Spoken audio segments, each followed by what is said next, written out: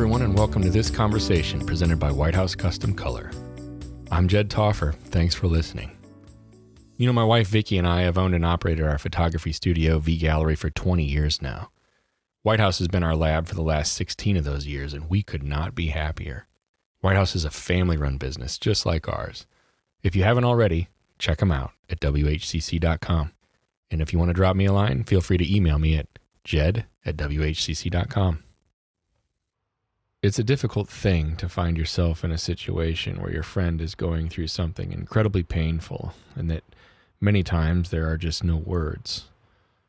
There isn't anything you can say to make things even remotely better.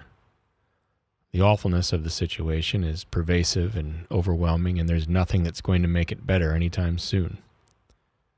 So we just sit there, and we wonder if we should reach out. We so badly want things to be fixed, or at least improved to some degree, but we feel helpless, and our hearts are broken for the one we care about. I've been on both sides of this coin a few times, actually. I've learned that sometimes you need to be there for someone by just being there.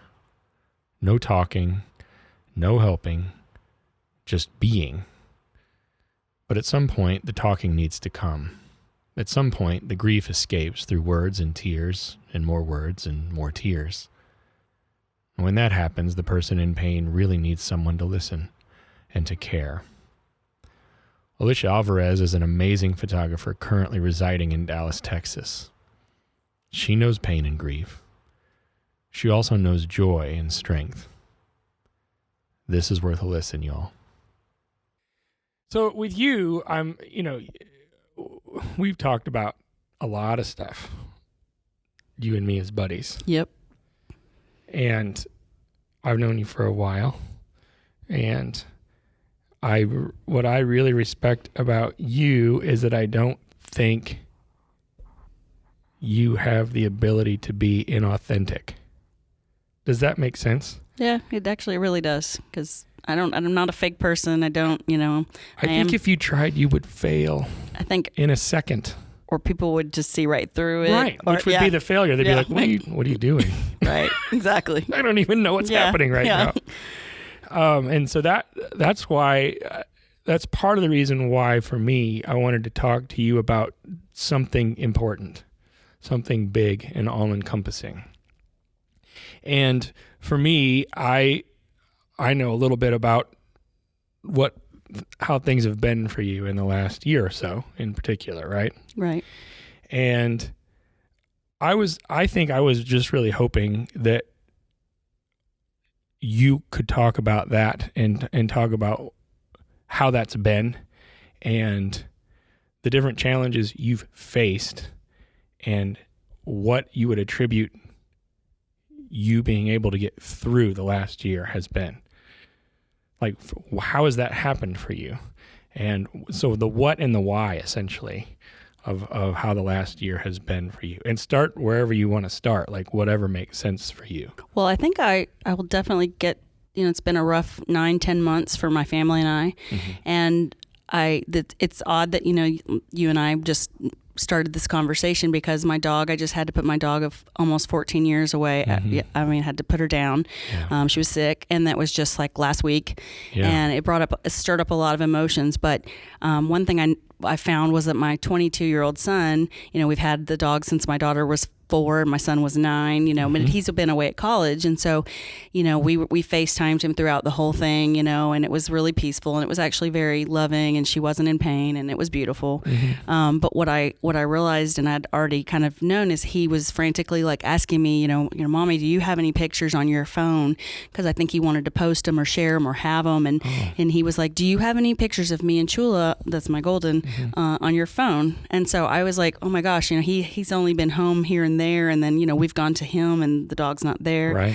And so I'm frantically like looking, and I was like, baby, I'm still looking, and then trying to do a million other things, and then I'm like pulling out old drives and like looking through the iCloud. I'm trying to find them, for him. And he had changed from like one type. I think he went from an old iPhone to a Droid, mm-hmm. So he didn't have them. you know, and it just really made me kind of sick. And then I found some, but it was like when he was like 7, you know, well, he was 9, I guess, when we got it. And so, you know, it was just like they were really old and they weren't really ones that, you know, it wasn't as current, you know, and he really wanted those. And it really just got me thinking. And I've been thinking a lot, and I've been, you know, the more you go, I was going through old files, and then I stumbled upon, oh my gosh, here's their birthday party, and oh my gosh, you know, here's Christmas, and here's Easter, and I mean, I just kind of actually had a little breakdown that night. I kind of like, this was like, I've got to walk away from all this, and it really got me thinking about, you know, the power of the memories and the photography associated with it. Yeah.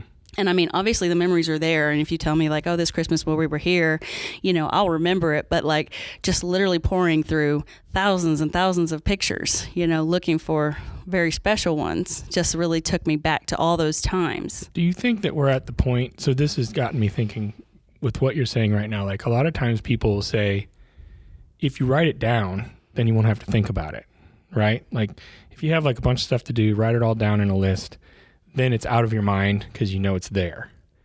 Do you think that can be the same way with digital photography in particular, right? Like so much of it is captured and then it lives in ones and zeros somewhere, right? Yep. And it's not like we have this drawer full of prints anymore, because that's how I grew up. Yep. There was a big fat drawer full of pictures. Yep. And sometimes you'd stumble across the drawer and then you'd spend like the next hour and a half looking through pictures, and all of those memories were rekindled, right? Yep. Well, now, do you think it's like, okay, we have all this stuff, and so we know we have it, so it just kind of goes away, certainly from the front burner, right? I mean, I hear that I hear you saying that, right?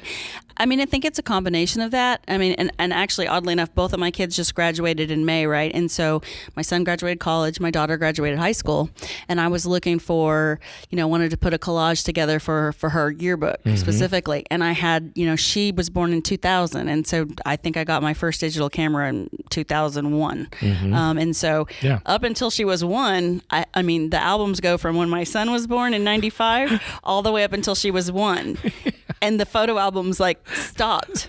They did. It's true. So I mean, I was scanning and scanning and scanning, right. And her, I'm like, okay, well, here's the film birth pictures, and then I'm like, oh my gosh, now I've got to find all these digital files. And so I mean, I really, after this, when my dog passed, I really was like, you know what? I mean, I am actually pretty good about printing my favorites, and I do have a lot of pictures in my house. Okay. I do. I really do. I have like a lot of, and not all that are portraits with, you know, in my studio. You know, some of them are actually, I have like, my favorite one is the kids on the couch at a snowstorm, you know, when it was a digital picture, and I actually filmed it. They're both cuddly, you know, so I'm pretty good about it, to be honest, but, you know, I need to be better actually, because I want to enjoy my portraits. And then it really, like I said, I jotted all these things down because I was going to send out a letter to my clients. Like, you could lose these files. You could lose and I have had people like, oh, my whole phone is lost, you know, and maybe they even bought a session from me and they only had it on their phone. And thank God I backed it up, you know, and I was like, so I'm going back through my drives, trying to find it for them because they only had it in one place.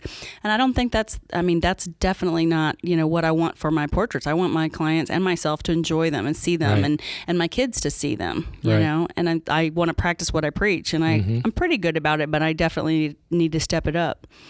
And so when you put your dog down, that was something that came out of that for you. It sprung out of that. It sprung out of that, and then, you know, as you know, my father, you know, passed away in November, right? And that actually was also another very traumatic thing because, I was in charge of the slideshow. You know, and so, I mean, luckily he posted a lot of crazy pictures and all sorts of things on Facebook. So I found myself in a puddle of tears going through his Facebook, of course, you know, just saving every single picture and, you know, putting them into this, you know, Animoto slideshow, literally for the visitation and everything. But, you know, it also, like, just going, even this, you know, it's like, it got me remembering things like, oh, I didn't remember that time. And, you know, this was a really fun time we had, and this was a good time. And, you know, took me back to that. And so it was like, it's just just the value of the photography. And, it's interesting because it was like, well, does it comfort you or does it make you sad or make you more sad? And I will have to say, I guess it just depends on the day, like where you are in it. Right. Did it bring me a sense of peace or did it make me more sad? Right. And I think that's the power of the portrait, really. Right. The power of photography. It can do both. And sometimes you need the sadness to get to the peace. You definitely need the sadness to get to the peace. And I'm not going to say, I mean, some days are better than others. This last 10 months has been a roller coaster. And some days I can look at those pictures and smile. Facebook memories are like killing me this year, like every day. And I still click the share, look, see more memories every day. You do. Every day. You know it's going to be rough and you do it anyway. I'm pretty sure it's going to, I'm like, I'm like, let's just roll the dice and see what's there. Was my dad tagging me this day? And most every day he was tagging me. So he comes up a lot. Like every day almost. Yeah. And so it's this, but again, like I said, so some days I'm very happy and I can smile about it. And some days I'm angry, it makes me just mad. And some days it just makes me sad. So I'm not saying it's always, one or the other, but. You don't know what it's going to be. No. What has changed for you since then? Like that's a loaded question, right? That's a huge what if or big bomb of a question, but like what are you cognizant of that is different for you in your life in general now than let's say a year ago exactly? A year ago exactly, I was heading into a busy fall. I was optimistic. I was excited. Both my kids were starting their senior years. So college and high school. I was ready for this, an amazing year. We're on the home stretch of, being I love my kids, but I was kind of excited to be an empty nester and start making my decisions to what I want to do. And, fair enough. Don't have to wonder which school district I'm in and all that. Do I have to go to the PTA meeting? Right. Which I loved all that. And there was a time and a place for that, but I've done that. So, so I was very excited, and I had a full packed fall, which, I live right outside Dallas, Texas now. And I go also back to Tampa and I had a full week of shoots there and I was feeling blessed, because as you know, the industry kind of had a little roller coaster, a big roller coaster. A big one. Hiccup, yeah. And so I finally was like, you know what? It's back. Back. For me, I feel great. I'm, empowered. And then on November 9th, my dad took his life. And I had just finished 3 of the most beautiful sessions. Yeah. Oh my God. I literally just packed up my car and my clients drove away and were waving and happy. And I was like, oh my gosh, we were in this beautiful white barn, about 2 hours from my house. But it was amazing. I'd rented it out. And I was like, it was one of those, like, I always love when I'm like, I can't wait to download these and see them. So you were on a high. I was on a high. Yes, a big one. A big one. Like these were 3 of my favorite families. Everybody, all the kids were doing their best, and I was like, yes, I can't even do any better than this today. Right.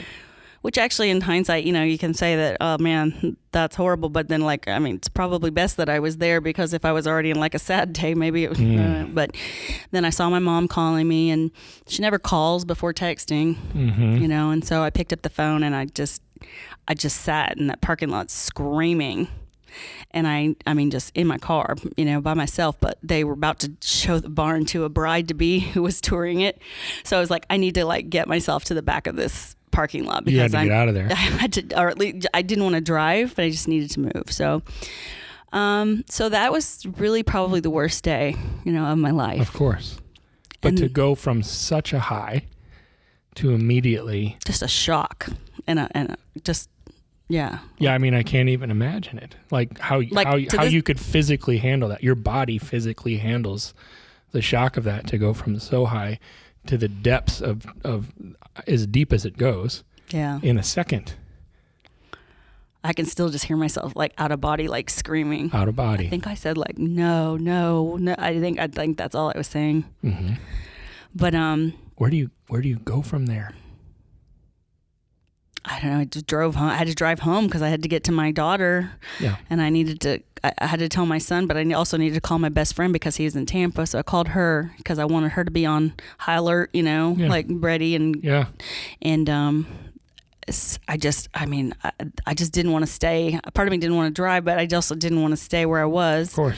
So I just kept moving, and just, it's just like a disbelief. It's like it's like, no, like it's like that doesn't happen to my family. Real. That's not something that happens. So, yeah.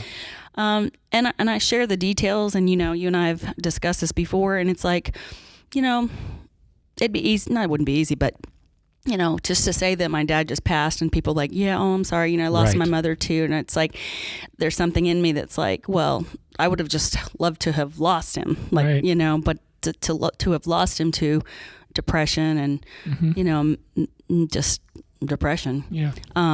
It's a different thing. Right. It's not the same. It's not the same, because you're always going to feel like if you could have done something different, whereas if you just, not just have a heart attack, but if if you pass away naturally, there's not much that I could have done about that. Do you wrestle with that piece? I mean, I do and I don't. What could I have done? Honestly, what should I have done? I've grown up with him. Obviously, this wasn't like the first time we knew he was, had struggled with this. Right. So it's not like it was brand new. It definitely was not on the radar at this moment. Right. But so, I knew who my dad was, and I knew that his demons, and so I do and I don't, because he knew I loved him. Honestly, the last time I saw him was one of the best visits ever, and he actually opened up to me and was, had some conversation that never really had before. That's a gift. It was a gift. And like the last texts we had were really like, I love you. And I was like, Dad, for good or bad, like, I mean, I am who I am for you, because of you, and, mostly for the good, and, and those were my last Facebook messages, texts, and so I keep them, I've saved them, I've screen captured them, printed them out, it's like I have them, but, so you asked, like, what did I do? So then the dilemma was I had a newborn baby session the next morning.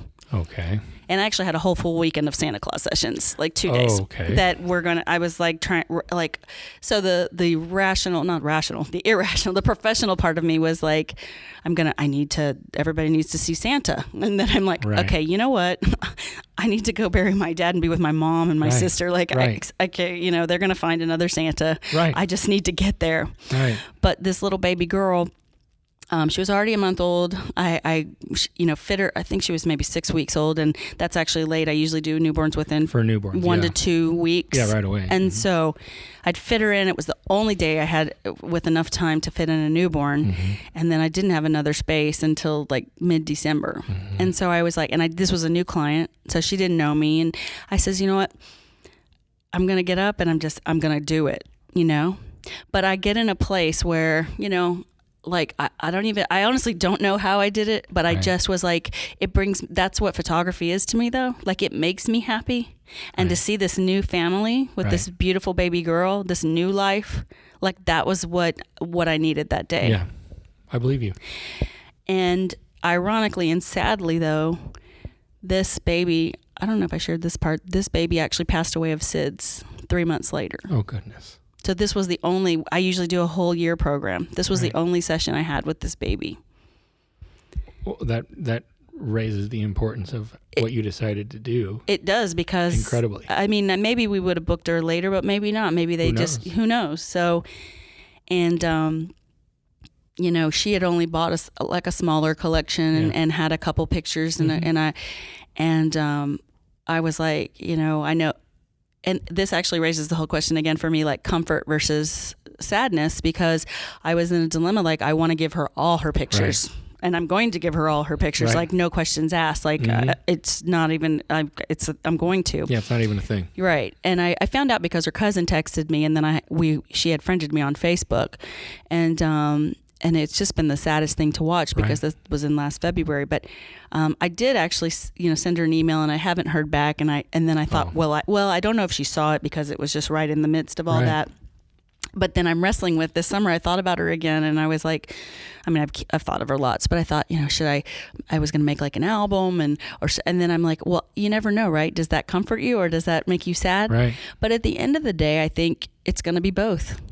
It has to be. It has to be both. Right. I mean, you can put it away for a little bit, and like I said, one day she's going to pull it out. I haven't done it yet, but I am going to. And when she pulls it out, one day she's going to pull it out and she's going to smile. Right. And remember the 4 months that she had as, the mom to that little baby. Right. And then someday she's going to pull it out and be angry why she doesn't have that little baby. Yeah. But it was just a whole surreal like time with all of this, with my father and then this happening. And, it questions, a lot of things like, why do we do what we do? And, but at the end of the day, it really, it did like it all came back to me like with the whole like photography. Like I've been a professional photographer 17 years. I've always loved, photography. I've loved pictures. And it's important to me. And I think it's important for generations, ahead to have these and to have prints, not just, I don't want all my memories to be on my phone and on my hard drives and on my cloud. And, when you teach other people, you teach and you speak and you do things of that nature. How do you funnel all of that into something when you're talking to somebody?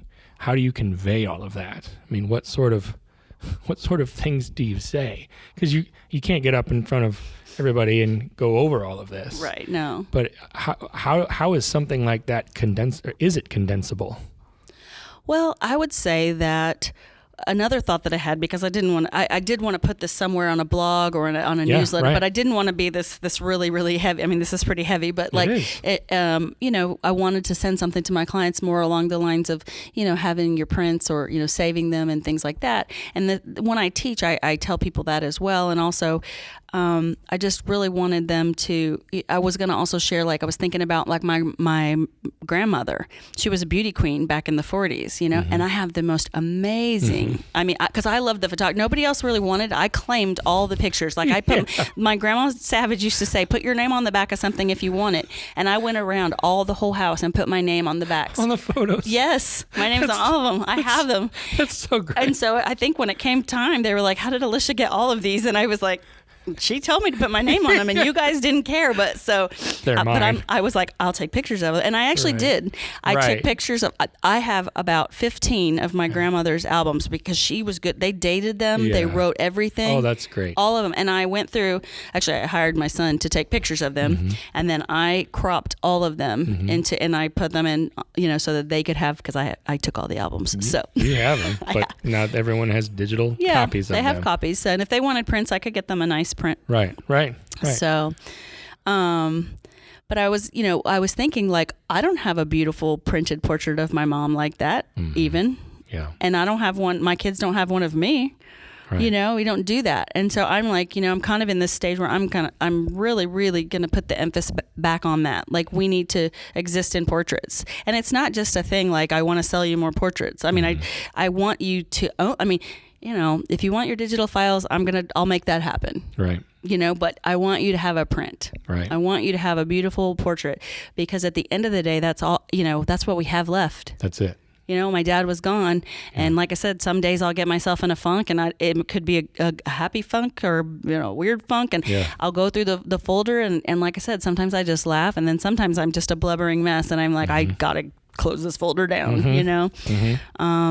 But like I said, but at the end of the day, that's what I have. And I think I was mentioning, that I had Kevin, my boyfriend, take portrait or pictures just with the phone at the funeral, at the visitation. And I really fought with that. Like, do I really want that? Is that what I want? I don't think that's what I want.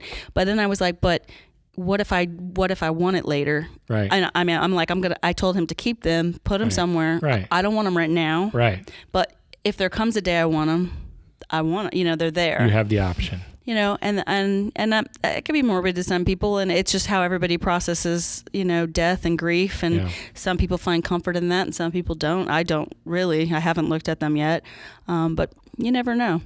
What's the best memory you have of your dad? Oh, that's a good question. The best memory I have of my dad was as a child, he was always the funny guy. Like he was always the crazy funny guy, and my friends always loved to come over and hang out with him, and they just thought he was hilarious with his dad jokes, and I thought they were just dad jokes, but everybody liked him, and we had a really good time, And then also he was a physician, and so I would say it probably is not my favorite memories, but now that I'm older, looking back, like my science fair projects were off the chain, man. I was cultivating Petri dishes when I was 4th grade. I went to the state level, man, with that stuff. Yeah. 9 years old, 4th grade. That's so fantastic. And I have a Polaroid actually of myself with my little friend, and we're sitting there, and I'm like, with my science fair project. With the best science project there was. Petri dishes. That's fungi. That's fantastic. I love it. I didn't enjoy it at the time, but looking back, I was like, that's pretty good memory. What do you rely on now to get you through? I think, I really I rely on, my family, my kids really are my strength. I get a lot of strength from them, and I still love photography. Mm-hmm. Like I still do. I've always, even when it was rocky, and I was like, some people were like, it's over, it's dead, it's not coming all back. And gloom. And I have a degree in social work, and I mean, part of me was like, man, do I go get my master's? Do I do? Right. And I was like, no, because this is what I meant to do. This is what I do. This is what I do best. This is what I love. Mm-hmm. And I'm like, I'm seeing this through. We're gonna ride on through. And honestly, like it I know it's a job and it's work, and and it is. It's not all, Right. I'm not always just having a good old time and a wonder. I mean, it's work. Right. A lot of work. It's a lot of work. Yeah. But at the end of the day, like, it brings me so much satisfaction, and my clients really do, because they're clients, but we have a relationship, and honestly, like seeing their faces, and I do the in-person sales, and so I get to see them. Yeah, you're there with them. Yeah, I'm there. They're crying. They love me. It's like, it's all wonderful, and we have a good time. And that honestly gets me through. And I think it's even more now because I see, like, I've been doing this 17 years. And actually right now I have a client, probably the first session I did with her was in 2005. So we're going on 13 years, and her daughter's a junior now. And she's just now moved into a new house, and she wants to make this huge wall, right? And so she's like, she's literally going through all the sessions, because she's got all the proof albums, because I printed up proof albums for every session. Yes. And because I didn't do digital files for many years. Right. And so she's pulling them out, and she's taking pictures of the backs of them with the names. And it's just been so amazing, because we're going from when she was 2 to now she's 16, and it's like, this is amazing. And this is what makes my heart so happy. And when I go, especially back to Tampa, because that's where my first clients really are, I'll print up one of their baby pictures and have them holding it now as a senior in high school. Vicky's doing that too. Yes. I mean, it's so full circle. Great. I love it. Yeah. It is just the relationship building, and just knowing them. And now they follow me on Instagram, and they're DMing me and stuff. And I'm like, this is amazing. I mean, it's because photography is more than it's a relationship. Yeah. It's definitely a give and take, and it's a bonding. Right. And I become close with my clients, and they become friends. I love that. So and I'm happy to hear that. Yeah. For you. And it does. It really makes me happy. I think if I was doing a 9-to-5 kind of thing, I'd probably wouldn't be dealing with my grief as well. That's interesting. Yeah. Because I think, if I just kind of had to, if it wasn't filling my heart with so much happiness, I really think I would probably just be on a more even keel. Well, and it's a testament to how you really are doing what you love to do. Yeah. Like this is part of who you are. It's this is what you're supposed to be doing. It is. And I still, I'll finish a session, and I'm almost always just racing to the computer to download it. Like, I mean, and I tell people, there was actually a thread on Facebook, and somebody was like, just whining about the next session they were about to have, and they're like, how do you get through? And I was like, I'm usually not, I don't like to throw myself into too much controversy on Facebook, but I honestly said, I was like, I'm telling you, like, if you feel that way, and I'm not saying there are days where I'm kind of like, I'm tired, I'd rather just cuddle with my dog today. Right. But if you're feeling that way, it's a disservice to you. It's a disservice to your client. That's when if and when that happens to me, I don't think it will. But if it does, I know that I need to check out. I need to do something else. I need to work at a snow cone machine or something. Like, I don't know. Well, I get it. Or because it's too important, right? Yep. Like, it either is or it isn't. Right. If it is, then you need to be in a position where you can really give them everything that you have. Right. They don't need just like me going through the motions and pretending like I like their kid or, like, I mean, they really want all of me, and I want to give them that. And it, it's very interesting because years ago, because that's kind of a different tangent, but years ago I was photographing a cover for a magazine, and I went into this client's home, and they had these beautiful 8x10s, like beautiful, like I would want to claim them, and that's when and I'm like, no, these are amazing. And they lived about an hour away, so they weren't my clients, and I was like, these are really nice, and she's like, oh, like she just grumbled at them, and I was like, oh, what, they're beautiful, like why didn't she like them? She goes, that was the worst experience ever. That photographer was rude. She used my children like props. When I was in the sales room, it was like a total sales pitch, it just the whole experience, and that was probably 13 years ago that happened, and I was like, wow, like that showed me that, like, those pictures were beautiful, but her experience. She associates negativity with those images, despite the fact that they're gorgeous. Right. Well, and can you imagine, like, knowing that the pilot of your plane was just like, ugh. True, yeah. I really don't want, or a surgeon. Maybe you needed some serious surgery. He's like, I don't want to do this. Like, you shouldn't be doing it then. Right. Like, I don't want you to do it. Right. Even, Yeah. I mean, I guess there's jobs that you can go through the motions and still do a good job, but I don't think photography is one of them. No. The snow cone machine is one of those. Yeah. You can Yes, be definitely. Like, okay, what do you want? Cherry or blueberry? I don't care. Right. You got enough juice? I actually worked at a snow cone shack. You did. So you know. I know. So you know. It's tropical you snow. Want some more pineapple, really? Seriously? I don't know. Tiger's whatever. blood, though. I was good at that's watermelon and coconut mix. You just proved it. You proved it that was legit. Oh, man. Hey, thank you for doing this. You're welcome. This was great. My pleasure. I like to finish. Where can people find out who you are? Where can they see you? Where can they creep on you? Where can they follow you? Okay. You can go to AlyciaSavage.com. It's ALYCIA. Alycia, you guys. Nobody for can Pete's say sake. it. If you can't say it, you can just call me Allie. It's fine. And then on Facebook, it's Alycia Savage Studios. Okay. And on Instagram, I'm Alycia Savage also. Okay. Go come find me. Go check her out, you guys. She's the real deal. I love her to death. Oh, I love you. Thanks for everything. Thank you.